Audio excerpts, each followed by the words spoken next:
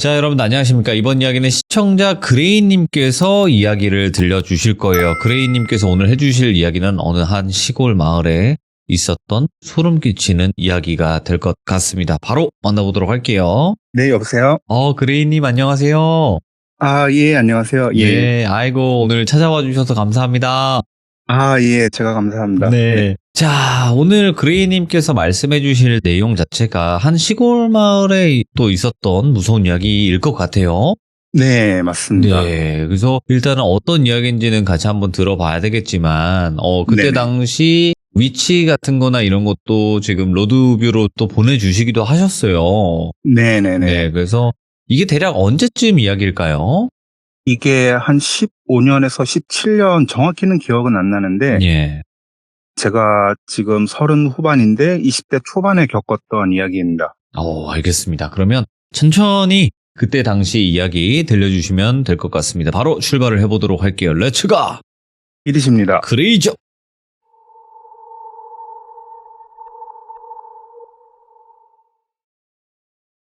먼저 이야기의 큰 주제는 산에 있는 빈집에 대한 이야기입니다. 그래서 빈집이 이제 주가 될 것 같고, 이 이야기에서 등장하는 인물은 저와 그 다음에 저희의 외삼촌, 외갓댁의 사촌형이 이제 둘이서 겪은 이야기인데, 먼저 말씀을 드릴 게 제 이야기가 막 네. 영가라고 하나요? 뭐 그런 귀신이 등장해서 저희가 도망을 다니고 그런 거는 아니고, 네. 당시에 겪었던 아주 기분이 좀 많이 나쁘고 묘했던 그런 순간들을 제가 떠올려서 말씀을 드려보겠습니다. 네. 일단 준비를 한 이야기가 이게 중간중간 시간을 계속 뒤로 가고 또 뒤로 가고 이렇게 진행이 되다 보니까 이거를 제가 최대한 정리를 해서 말씀을 드려볼게요. 감사합니다. 네네네. 제가 지금 30 후반인데 정확히는 기억은 안 나지만 이제 20대 초반에 겪은 일이다 보니까 아까 말씀드렸듯이 한 15년 정도 된 일인 것 같아요. 당시에 제가 강원도 산골 시골 마을에 살았었는데 여기가 워낙 사람이 적은 동네고 그래서 딱히 사건 사고가 없었던 굉장히 조용한 동네였거든요. 네. 이런 산골 마을 특징이 어떤 일이 하나가 발생을 하면은 그게 온 동네에 소문이 막 다 나버리는 그 정도로 좀 한적한 동네였다고 보시면 될 것 같아요. 금방 나는구나. 예. 아무래도 사람이 적고 워낙 이벤트 자체가 없다 보니까 그래서 당시에 지금도 그러는지는 모르겠는데 그때 당시에 제가 그 동네에서 살 때는 이제 이장이라는 개념이 있었어요. 마을에. 네, 마을 이장님이 있었는데 이게 좀 아저씨들끼리 돌아가면서 하는 그런 풍습이 좀 있었고 그래서 당시 제가 그 일을 겪었을 때는 때마침 저희 아버지가 이장을 하실 때 그 일입니다. 제가 어느 날 20대 초반 때 가족들이랑 아침 식사를 하는데 그날따라 아버지가 아침 식사 때 유독 안색이 별로 좋지가 않으신 거예요. 뭔가 표정이 굉장히 안 좋은 상태로 식사를 하시다가 마치 내가 이 상황에서 밥을 먹는 게 맞냐, 난 도저히 못 먹겠다라는 식으로 그냥 수저를 이렇게 탁 내려놓으시고 어떤 약을 이렇게 드시더라고요. 근데 당시에 저는 약을 잘 안 봤으니까 그냥 멀리서만 봤으니까 그게 저희 아버지가 가끔 소화가 안 돼서 소화제 같은 거를 드시는데 그냥 그거를 또 드시나 보다 이렇게 여기고 저는 밥을 계속 먹었죠. 근데 아버지가 약을 드시고 일을 하려고 나가셨는데 옆에 계시는 엄마가 말씀을 해주시더라고요. 저게 소화제가 아니라 아버지가 지금 청심환을 먹고 있다. 근데 우리가 보통 청심환이라고 하면은 면접 보기 전에 뭐 긴장됐을 때 먹거나 막 진정하려고. 예. 아무튼 아버지가 청심환을 드시고 아버지는 일을 하러 나가셨고 아버지가 왜 청심환을 먹게 됐는지를 엄마가 그 식사 자리에서 말씀을 해주셨는데 아버지가 동네에서 한참 이장 역할을 하시다 보니까 여러 사람들이 동네에 어떤 불만인 일들을 이게 좀 해결되었으면 하는 것들을 아버지한테 와서 소위 말해서 민원을 넣잖아요. 아버지는 당연히 이장이시니까 이제 그 현장에 직접 가서 그거를 해결을 해주고 뭐 갈등이 생기면은 중재를 해주고 그런 걸 하셨었는데 그때 마을에 저희 동네 뒷산이 있어요. 산골 마을이다 보니까 뒤에 이제 산이 있는데 거기에도 집이 많지는 않지만 좀 드문드문 이렇게 집들이 몇 가구가 있었어요. 네. 근데 그 뒷산에 사시는 어떤 할아버지 한 분이 이제 저희 아버지를 찾아오신 거죠.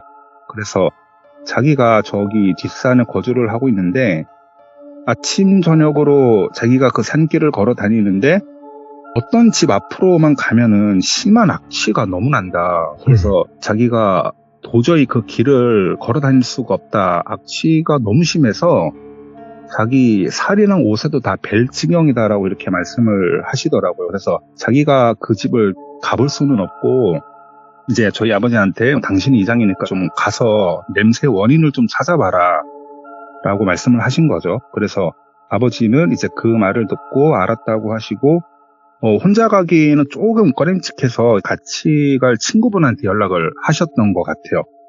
그렇게 하고 아버지랑 아버지 친구분이랑 두 분이서 이제 산을 올라가셨는데 여기에서 제가 그 산길을 좀 설명을 드리기 위해서 로드뷰를 한번 찾아봤어요. 그때 그 산을 그런 식으로 이제 올라가는 길이 있습니다. 다 숲길이고 그냥 가운데 길 하나만 딱 나 있는데 그래서 차 한 대가 딱 올라갈 수 있을 정도의 길이 나 있고 이제 그 길을 중심으로 양쪽에 듬성듬성 이렇게 집들이 있습니다. 예. 근데 민원이 들어온 그 집이 말 그대로 산길 안쪽으로 계속 들어가다 보면은 오른쪽에 약간 언덕 같은 그런 곳이 있는데 이제 거기에 그 집이 있는 거를 저도 알고 있거든요. 이제 할아버지가 말씀하시는 집이 바로 그 집이었던 거죠. 근데 제가 그 집이 어딘지를 아는 게 제가 그 동네에 살았을 때 이제 20대 초반 때 그 사진이랑 영상 찍는 거를 워낙 좋아하다 보니까 혼자서 카메라를 들고 그 산을 종종 갔었어요. 시골이다 보니까 뭐 딱히 뭐 찍을 만한 게 그런 거밖에 없어가지고. 근데 낮에도 그 산길을 올라가다 보면은 이게 사람이 아무도 없다 보니까 굉장히 스산한 기운이 들 때가 굉장히 많았거든요. 밤 되면 엄청 무섭겠네요, 여기. 아, 예. 그래서 여기에서 혹시 이제 두 번째 사진을 좀 보여주시면은 제가 빨간색으로 그렇게 칠을 했는데 이게 로드뷰로 보니까 그 사건 이후로 이게 철거가 돼서 집이 사라졌는데 집이 그 위치에 그렇게 있었습니다. 거기에 굉장히 옛날식 구조의 집이 그렇게 있었는데 그래서 저는 그 집이 거기 있다라는 거를 알고는 있었죠. 예. 근데 그것보다도 그 집에 대해서 제가 더 정확하게 기억을 하는 이유는 예전에 제가 지금 말씀드리는 시점보다 더 뒤로 가서 제가 초등학교 때로 다시 돌아가면은 제가 한 초등학교 4학년에서 5학년 정도였을 것 같아요. 그때 저희 동네 별명이 그 런닝이라고 불리는 아저씨가 한 분 계셨었거든요. 런닝? 네, 런닝이라고 불렸는데 예. 이 아저씨가 날씨랑 계절이랑 뭐 상관없이 1년 내내 그 줄무늬 런닝 셔츠만 입고 그냥 돌아다니셨던 분이 계셨었어요. 아저씨의 상징. 예. 그래서 그 아저씨가 보면은 막 수염도 안 깎아가지고 턱에 수염도 엄청 막 덧스르겠고 머리도 장발이라서 뒷머리는 어깨까지 닿고 앞머리가 제가 기억하기로는 이렇게 눈을 다 가릴 정도로 덥수룩하게 길렀었거든요. 그래서 머리가 딱 봐도 항상 기름져 있었고 옷에도 그렇고 머리도 항상 뭔가 이렇게 좀 지저분한 인상이 되게 강한 아저씨였는데 네. 그래서 앞머리가 항상 가리고 있으니까 아저씨 눈을 좀 못 봤던 걸로 제가 기억을 하기는 해요. 네. 남자는 아무리 앞머리가 생명이긴 하지만 그래서 저희가 초등학교 때는 좀 워낙 짓궂어가지고 사실 그런 아저씨를 보면은 저희가 막 놀리면서 이렇게 보냈었거든요. 지금도 기억나는 게 이제 그 아저씨가 동네에서 지나가면은 우리가 막 런닝 지나간다 이러면서 막 뛰어가고 그러면은 아저씨가 우리 쪽으로 막 뛰어와서 점프해서 막 발차기하고 막 그랬던 기억이 있었는데 어느 날도 놀이터에서 막 그 런닝 아저씨 놀리면서 이렇게 놀고 있는데 저희 엄마가 저희가 그렇게 놀고 있는 거를 봤던 거죠. 집에 가서 엄마가 그 아저씨 놀리지 말라고 엄마가 막 저를 진짜 뭐라고 하시면서 그때 엄마가 그런 말씀을 하셨는데 그 아저씨의 본명을 말씀하시면서 저 아저씨가 원래는 정신이 멀쩡했던 아저씨다라고 하시더라고요. 그 일용직 노동자 아저씨였는데 그 동네에서는 되게 착한 아저씨였대요, 엄마 말로는. 근데 약간 술을 먹으면은 밤늦게 여기저기 막 돌아다니는 그런 술버릇이 있었는데, 근데 그 아저씨가 또 그날 이렇게 술을 먹고 산을 올라가는 거를 어떤 할아버지가 또 봤다는 걸 이제 어머니가 말씀을 해주신 거예요. 그 아저씨가 술을 먹고 산을 올라갔는데 한동안 안 보이다가 갑자기 며칠 뒤에 나타나서는 그냥 런닝 셔츠만 입고 막 정신이 나간 사람처럼 그렇게 돌아다녔다라고 하시더라고요. 예. 그래서 어머니 말씀으로는 저는 그 아저씨가 그러는 거를 실제로 못 봤는데 가까이서 보지를 못했으니까 아저씨가 혼자 막 뭐라 막 중얼중얼 거리면서 눈동자도 완전히 돌아가가지고 그 시계로 치면은 3시랑 9시 약간 양쪽 눈이 이렇게 양쪽으로 벌어져서 침도 막 질질 흘리면서 그렇게 다녔다라고 하더라고요. 예.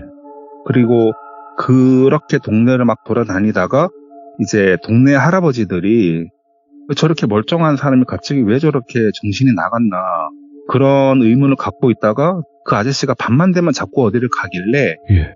이제 동네 할아버지 한 분이 대체 어디를 가나 어디를 가길래 저렇게 정신이 나가는 건가 하고 살짝 뒤를 쫓아갔었죠. 근데 오늘 제가 말씀드리는 그 산길을 올라가서 그 집으로 직접 들어갔다고 하는 거예요. 아, 예? 네, 근데 그 집이 누가 봐도 사람이 살지 않는 집이고 그러다 보니까 그냥 사실 뭐 마음만 먹으면은 누구든지 그냥 문을 열고 막 들어갈 수 있는 그런 집이었는데 예. 제가 그런 얘기를 들으니까 더 그런 집에 대해서 알고 있었던 거죠. 그런 집이 있다라는 거를. 그래서 다시 20살 초반대의 얘기로 돌아오면은 네. 아버지가 친구분이랑 같이 가는 거였기 때문에 그 집에 가는 걸 알고 있었지만 큰 거부감은 없었다 그래요. 그 당시에는. 그래서 뭐 냄새가 난다 한들 워낙 오래된 집이고 그게 약간 완전히 초가집은 아닌데 시골 가면은 좀 볼 수 있는 오래된 집 그런 네. 집이었는데 동물의 배변 냄새일 수도 있고 아니면 동물이 썩어서 나는 냄새일 수도 있겠다 싶은 생각에 이제 그 집으로 올라간 거죠. 근데 아버지가 그 산길을 올라갔는데 이게 근처를 가니까 정말 그 할아버지 민원처럼 엄청 코를 찌르는 냄새가 확 났다 하더라고요. 아버지 말로는. 근데 그 냄새가 정말 어느 정도였냐면은 코를 막았는데도 그거를 뚫고 막 들어올 정도였다 하더라고요. 예.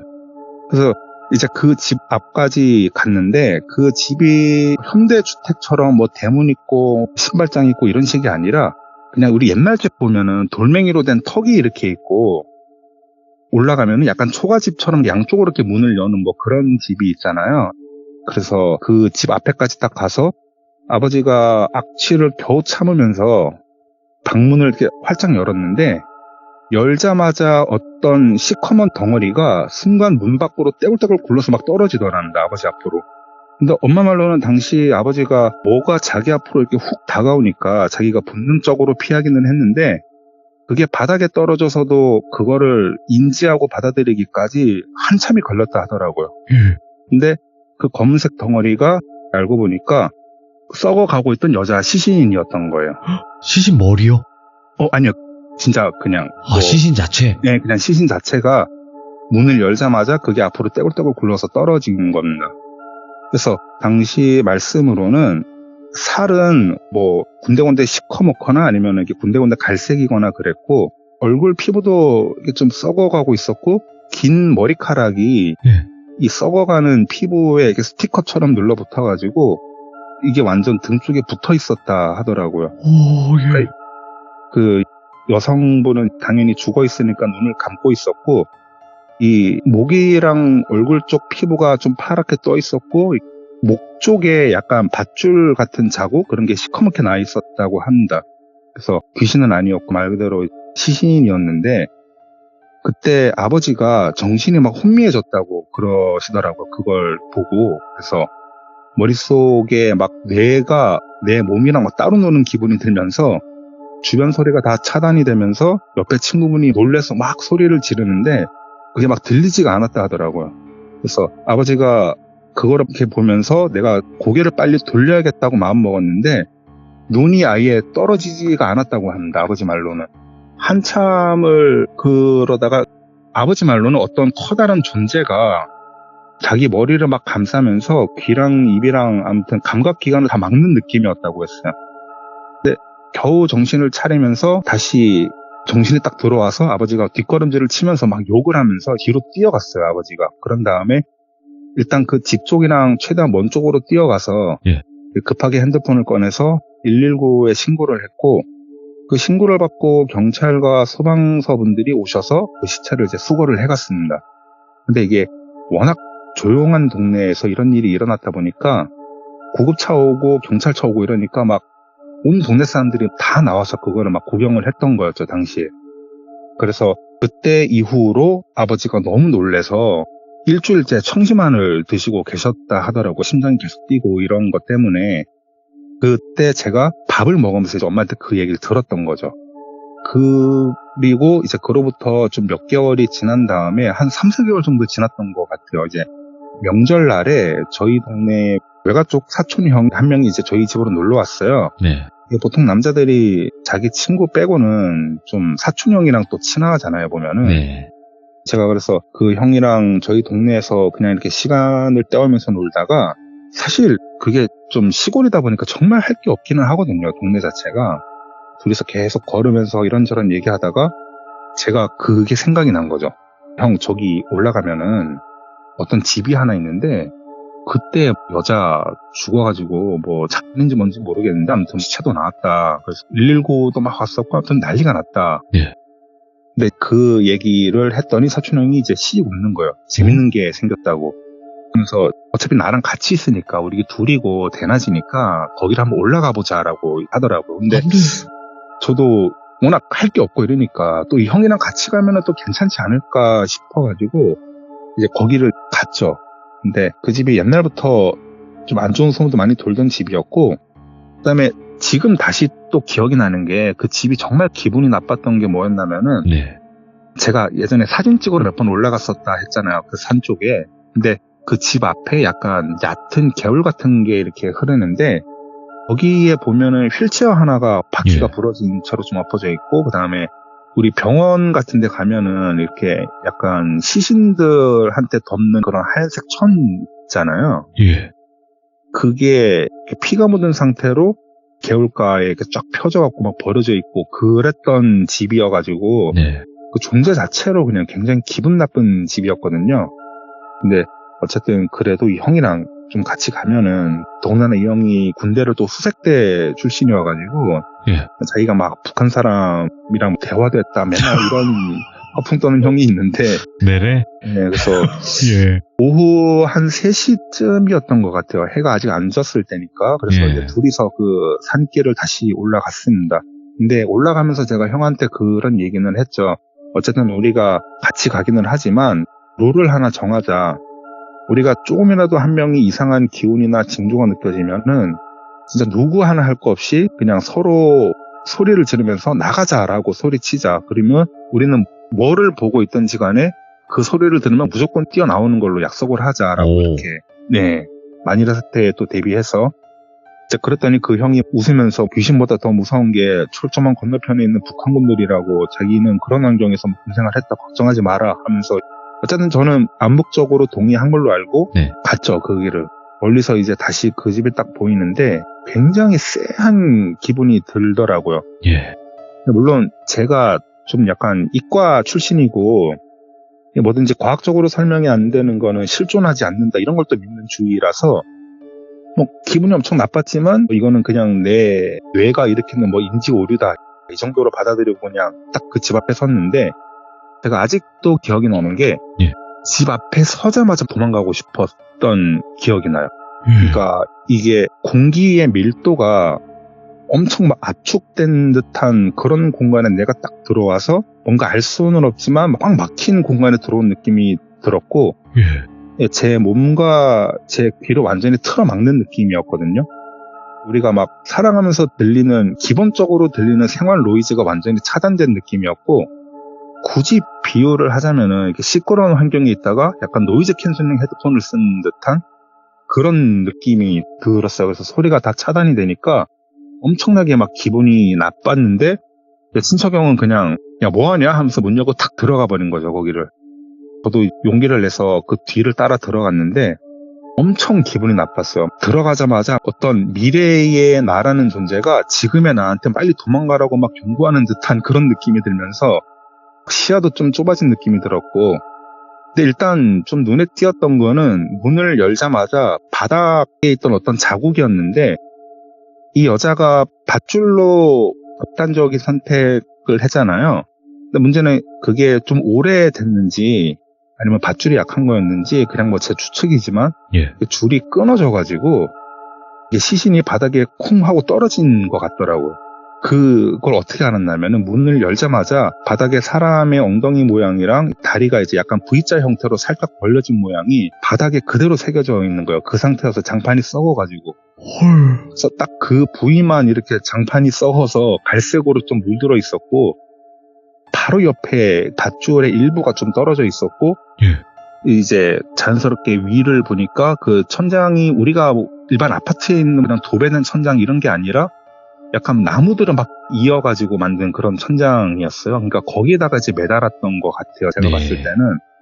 그래서 그거를 딱 보고 있는데 엄청 기분이 나쁘죠. 여기가 사람이 실제로 죽었던 장소구나라고 생각을 하니까. 네. 어쨌든 그거를 저는 최대한 안 밟으려고 발을 이렇게 피해가지고 안으로 쓱 들어가서 이제 벽을 봤는데, 벽은 따로 도배는 안 되어 있었고 황토색 진흙인지 시멘트인지 아무튼 그냥 맨벽이었는데, 거기에 약간 유서 같은 글들이 이렇게 써 있더라고요. 돌멩이로 쓴 것 같았는데, 예. 뭐 벽에 대충 제가 기억하기로는 안녕, 다음 생에는 우리 서로 잘 지내보자 이렇게 써 있던 것 같아요. 예. 그런 글이 좀 이렇게 써 있었고, 소주병 몇 병이랑 그다음에 생전 그 여자 모습으로 보이는 사진도 두세 장 정도 놓여 있었는데, 제가 그 사진 속에 여자 얼굴을 딱 봤는데 이게 여러 명이랑 같이 찍었지만 그냥 딱 봐도 이 여자다라는 게 느껴지더라고요. 선택을 한 게.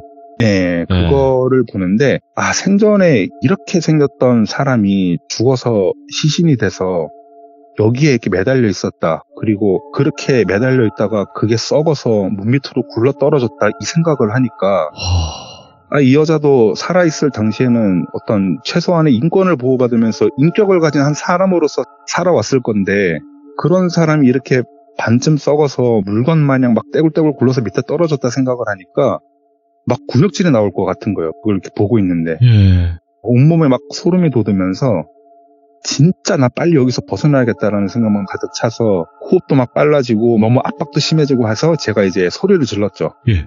친척 형한테. 그 형은 벌써 다른 방을 막 보고 있었는데, 처음에는 형 나가자 이랬는데 이제 좀 안 들리나 봐요, 그 소리가. 그래서 다시 형 나가자고 이랬는데 또 못 들은 것 같아요. 그래서 제 느낌에는 뭔가 소리가 좀 차단된 듯한 그런 느낌이었거든요. 그래서 제가 막 있는 힘껏 소리 지르면서 형 나가자고 이러니까 이제 그 형이 저 있는 방으로 딱 오더니 야 뭐라고 했냐 이러는 거예요. 그래서 제가 형 나가자고 몇 번이나 소리 질렀다 내가 하니까 그 형이 야 와서 이거 한번 보라고. 다른 방이 이렇게 있는데 다른 방도 뭐 문 열고 들어가는 건 아니고 그냥 이렇게 벽이 파여져 있었고 다른 방으로 연결되어 있었는데, 다른 방을 가니까 그 바닥에 사진이 또 막 깔려 있는데, 아무래도 이 여자가 이제 극단적인 선택을 한 이유처럼 보이는 그 남자의 사진이 또 여러 장이 한 10장이 넘었던 것 같아요. 그게 막 이렇게 또 깔려 있는 거예요. 그래서 그냥 추측하기로는 그냥 뭔가 좀 헤어짐의 아픔이 있어서 이렇게 했나라는 생각이 그냥 딱 들더라고요. 근데 어쨌든 저는 거기 계속 있으면 안 될 것 같아서 너무 기분 나빠서 일단 형 보고 나가자라고 했고, 형도 이제 약속한 게 있으니까 저랑 같이 나왔죠.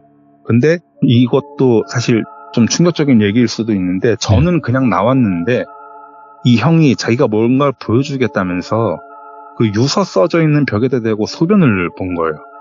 거기 서가지고. 왜요? 네, 그래서 모르겠어요. 그냥 당시에 나 깡 좋다 이런 걸로? 네, 그냥 나한테 그런 걸 보여주고 싶어서 그랬는지. 예. 저는 저보다 한 살 많은 형인데 막 욕을 했죠. 제가 진짜 뭐 하는 짓이냐고. 아무리 그래도 지금 망자에 대한 예의냐고 그게. 그러니까 그 형은 별로 신경도 안 쓰면서 그냥 막 소변까지 다 볼일 보고 진짜 그렇게 해서 아무렇지 않게 나오더라고요. 예. 네, 제가 이제 그렇게 하고 그냥 집으로 들어가자 해서 다시 산길을 내려가는데, 내려가는 동안 제가 말을 한마디도 안 했어요. 너무 기분이 나빴거든요, 저는. 예. 그리고 문제는 아까 그 집에 저희가 잠깐 있다 나왔지만 그 냄새가 아직까지도 좀 남아서 막 옷에 밴 느낌인데 굉장히 좀 시큼한 냄새가 계속 이렇게 코를 찌르는 것 같아서 저는 기분이 나빠서 별 말 안 하고 그냥 계속 길을 터벅터벅 걸어왔고 이제 그 사촌 형은 저한테 대체 귀신이 어디 있냐, 내가 뭘 어떻게 해야지 귀신이 없다는 걸 너가 믿겠냐 하길래 제가 이제 좀 화가 난 상태였어요 그때. 그래서 그러면 형 나랑 가지 말고 밤에 한번 혼자 올라가 봐라, 그렇게 자신 있으면. 형 혼자 올라갔다 온 거 증명만 하면은 내가 형한테 5,000원 주겠다 라고 5,000원. 이렇게 5,000원 주겠다라고 했는데 형이 알았다고 기다려보라고 해서 예. 이제 밤이 됐죠. 그때 한 10시 반 정도였던 것 같아요. 예. 당시에 좀 투지폰 쓰던, 폴더폰 같은 거 쓰던 시대였던 것 같은데 이게 핸드폰이 화질이 진짜 안 좋긴 하지만 사진이 찍히긴 찍히거든요. 그럼요. 예. 네, 근데 이 형이 자기가 찍어오겠다, 증거 사진을. 그러면서 이제 빨간색 후레쉬 하나 들고 핸드폰 하나 들고 그렇게 진짜 산을 다시 간 겁니다. 그렇게 하고 저는 이제 못 갔겠지, 설마 갔겠나 싶어서 있는데 이제 한 1시간 정도 있다 보니까 다시 제가 있는 집으로 들어오더라고요. 예. 그러면서 야 봐라, 네가 말한 그 집 나 다시 갔다 왔다, 나 멀쩡하지 않냐 하면서 사진 봐라 했는데 진짜로 갔다 온 거예요. 그 밤에. 예. 예, 후레쉬로 비추면서 정말 사진을 몇 장 찍어 왔더라고요. 근데 정말 제가 이 형이 정말 깡이 좋다라고 생각했던 게 하필 또 사진을 찍어도 그 유서가 써져 있는 벽 사진을 또 찍어 온 거예요. 밤에 들어가서. 예. 네, 그래서 그것만 보고 대단하다라는 생각만 하고 그냥 5,000원 주고 그렇게 해서 일단 나게 됐는데 그렇게 명절이 끝나고 같이 그 집을 갔던 일은 여기서 끝이 나기는 하는데 며칠 뒤에 명절이 끝나서 그 형은 다시 자기 집으로 돌아갔죠. 그리고 좀 며칠 더 있다가 그 밤에 좀 늦은 시간이었는데 이 형한테 전화가 이제 한 통이 옵니다. 예. 그래서 제가 전화를 받아보니까 자기가 방금 굉장히 이상한 걸 봤다고 얘기를 하더라고요. 근데 이 형 말로는 그때 자기 동네에서는 비가 이렇게 왔는데 이 형이 담배를 피거든요. 빌라 창문을 열고 밖을 바라보면서 담배를 한 대 피고 있었다 해요. 이 형 빌라가 이제 3층에 위치하고 있었는데 그 밑에 길에는 가로등이 하나 있었고 가로등이 빌라 바로 코앞에 있는 건 아니고 한 10m 정도 되는 거리에 이렇게 좀 떨어져 있었다라고 해요. 그때 형이 이제 담배를 입에 물고 불을 붙이면서 자연스럽게 그 앞에 있는 가로등 쪽을 그냥 이렇게 딱 보는데 사람 형태 같은 게 가로등 밑에 가만히 서 있더라는 겁니다. 이 형 말로는. 근데 처음에는 이 형은 워낙 귀신 같은 걸 믿지도 않으니까 뭐 대수롭지 않게 자기도 그냥 빤히 쳐다봤다고요. 근데 그 형태가 약간 검은색 긴 머리였고 자기 말로는 뭔가 검은색 원피스 같은 거를 좀 입고 있는 것처럼 보였다라고 해요. 검은색 원피스 같은 거 입고 있는 것처럼 보였다. 근데 정말 신기했던 게 비가 그렇게 오는데 이 여자가 가로등 밑에서 그냥 가만히 서 있더라는 겁니다. 미동도 없이. 그래서 자기도 담배를 입에 물고 여성분이 맞을지 모르겠지만 아무튼 그 형태를 계속 빤히 보고 있는데 이 형 말로는 갑자기 자기가 문득 깨달은 게 아니 비가 물론 장대비처럼 내리진 않고 부슬부슬 내리기는 하지만 그렇다고 우산도 안 쓰고 저렇게 가로등 밑에 그것도 이 시간에 사람이 그냥 저렇게 미동도 없이 서 있을 수가 있나 하는 의문이 좀 들기 시작했대요. 자기 말로는 자기는 처음에 담배 피러 나온 여자인 줄 알았다 이렇게 얘기를 했는데 아무 미동도 없이 가만히 서 있으니까 너무 이상했다는 거예요. 근데 그거 깨달은 순간부터 이 형이 느끼기를 갑자기 자기 귀에 미세하게 삐 하는 노이즈 소리가 들리는 것 같고 자기가 있는 공간이 숨이 턱 막힐 정도로 어떤 밀폐된 공간에 들어온 기분이 들었다라고 하더라고요. 그래서 막 이게 소리가 사실 우리가 아무리 늦은 밤이고 뭐 동네 안쪽에 있는 빌라라 하더라도 집중해서 들으면은 저 멀리에서 나는 자동차 엔진 소리 같은 게 들리기 마련이잖아요. 근데 그런 것들도 완전히 안 들리고 완전 그냥 주변에 다 차단되는 느낌이었다라고 하더라고요. 그래서 자기가 그냥 의지랑은 상관없이 가로등 밑에 있는 그 형태를 계속 볼 수밖에 없었다 하더라고, 자기 말로는. 그러다가 막 어떤 거대한 철판 같은 게 자기 가슴이랑 등을 막 팍 누르듯이 숨이 꽉 막히는 느낌이 들면서 담배 피고 있던 손도 못 움직이고 고개를 돌리는 것도 안 되고 근데 이 형이 그때 순간 느낀 게 내가 이러다가 죽을 수도 있겠다라는 생각을 했다고 해요. 순간. 그러다가 한참 자기 말로는 엄청 오래됐대요. 한참 그러고 있었대요. 근데 다시 정신이 딱 들면서 자기가 이렇게 고개를 돌리기 시작하니까 갑자기 주변 소리들이 들리고 신기했던 거는 손에 들고 있던 담배가 길게 타지 않은 이제 막 불을 붙인 약간 그 정도의 상태였다고 하는 거예요. 순간이구나. 네, 자기 말로는 정말 그 시간이 엄청나게 오래된 것처럼 느꼈는데 네. 실제로는 이제 오래 지속된 게 아니었던 거죠. 근데 그 얘기를 저한테 해주면서 근데 이 형이 이제 뭐 우스갯소리로 야 우리 그 집 갔다 오니까 내가 별게 다 보인다. 이거 그때 그 뭐 여자 귀신 아니냐 이러면서 뭐 대수롭지 않게 얘기를 했는데 네. 근데 저는 이제 그거를 듣자마자 깨달았거든요. 빈집에 있던 그 여자가 맞다고 확신을 했던 게 왜냐면은 그때 저희 아버지가 굴러 떨어지던 시신을 봤다고 했잖아요. 맞아요. 근데 아버지 말씀으로는 사실 그 검은색 상하이 한 벌짜리 옷이기는 했는데 그게 약간 이렇게 군데군데 이렇게 부패를 하니까 우리 몸이 군데군데 썩어서 옷도 이게 약간 구멍 난 것처럼 군데군데 썩어 있었고 근데 이제 몸이 부패가 되다 보니까 이게 마치 얼핏 보면은 검은색 한 벌 옷처럼 보였다라고 하는 거예요. 옷에 구멍이 났음에도. 근데 제가 친척 형한테 당시에 여자가 무슨 옷을 입고 있었다, 뭐 검은색이었다 이런 디테일은 하나도 얘기를 안 했었거든요. 예. 그래서 아마 그 형이 그때 본 모습이 검은색 원피스 한 벌이 아니라 사실은 옷 여기저기 구멍이 나 있고 속에 보이던 썩어가던 검은색 살이 아니었을까라고 저는 생각을 하거든요. 사실 그게 뭐 진짜 영가였는지 정말 헛것을 본 건지는 저도 그렇고 그 형 자신도 사실 알 수는 없는 것 같아요. 근데 그걸 보고 있을 당시에는 정신이 되게 몽롱해졌다고 한 것도 제가 경험한 것과 똑같았고 예. 꼭 다른 세상에 잠깐 들어왔다가 나간 느낌이 들었다 했거든요. 근데 우리가 알고 있는 상식선에서는 그 현상을 이제 설명할 길이 없으니까 네. 그게 사실이었다라고 말을 할 수도 없잖아요. 근데 확실한 거는 그때 그 형이 말하던 여자의 인상착의와 아버지가 본 그 시신의 인상착의가 너무 똑같았다는 점. 네. 네, 그리고 뭐 그건 아직도 미스테리고 제가 확실히 느끼는 거는 세상에는 분명 설명할 수 없는 현상이 존재한다는 거는 확실한 것 같습니다. 맞아요. 예. 네, 그래서 제가 그때 산에 다녀와서 형이랑 같이 겪었던 이야기를 오늘 이렇게 좀 해드려 봤습니다. 와, 진짜로 어느 정도 되면 아까 표현하신 그런 꽉 막히고 뭔가 그 주변 공기가 달라지고 이런 느낌 있잖아요. 그거를 저희도 받아요. 이런 이야기를 들으면 네네네. 공기가 차가워지는 느낌이 들어요, 진짜로. 아, 예. 그러니까 비유를 굳이 하자면 약간 노이즈 캔슬링 헤드폰 느낌이었던 것 같아요. 와, 그런데 그나마 다행이었던 거는 이제 그 친척형분이 그러면 안 되는데 그런 행동을 조금 내가 좀 보여주기 위해서 그렇게 했던 것 치고는 그냥 네. 그 잠깐 나타나서 뭔가 경고나 아니면 그냥 압력을 준 거밖에는 없었네요. 그 뒤에는 예, 뭐 다른 맞습니다. 이야기는 없는 거잖아요.